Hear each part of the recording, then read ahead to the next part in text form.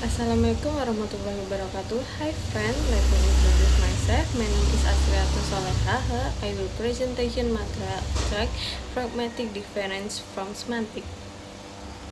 Baiklah, jadi di sini saya akan menjelaskan apa itu utterance dan sentence atau ucapan dan kalimat yang sudah saya buat dalam PPT saya. Yang pertama, mari kita bahas ucapan atau utterance.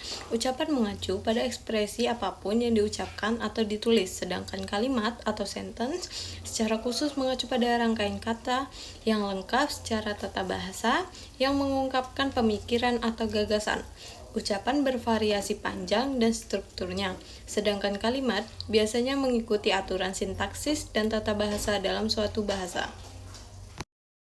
Selanjutnya, ada beberapa contoh yang terdapat dalam utterance dan sentence yang ada di belakang saya seperti yang di PPT. Yang pertama, untuk utterance, where can I find a good restaurant? Dan untuk sentence, could you recommend a good restaurant nearby? Dan untuk yang kedua, ada utterance, what the waiter like?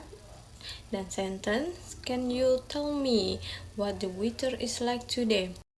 Yang selanjutnya, ada 3 tahap interpretasi. Sebelum ke bagian tahap, saya akan menjelaskan sedikit tentang pragmatik dan semantik, yang juga termasuk ke dalam utterance dan sentence.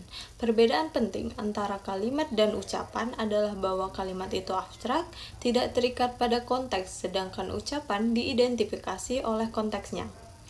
Pragmatik adalah studi tentang makna ucapan, sedangkan semantik adalah studi tentang makna kalimat dan makna kata.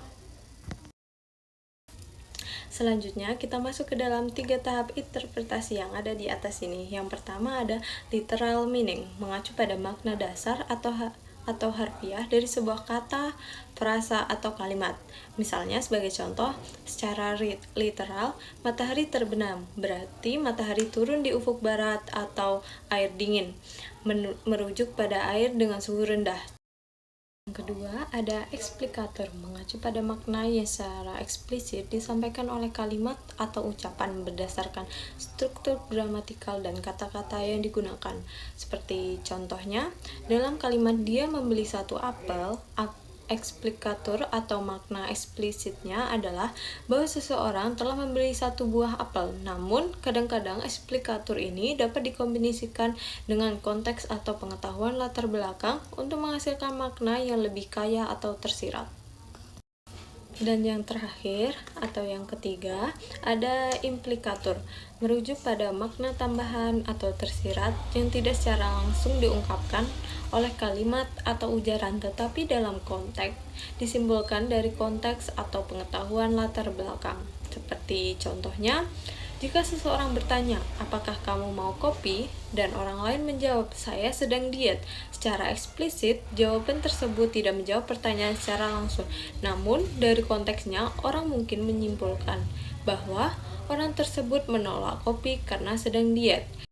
Selanjutnya, dan yang terakhir, kita akan membahas sedikit tentang pragmatik dalam konteks utterance dan sentence. Pragmatik memainkan peran penting dalam memahami bagaimana bahasa digunakan dalam situasi komunikasi yang nyata.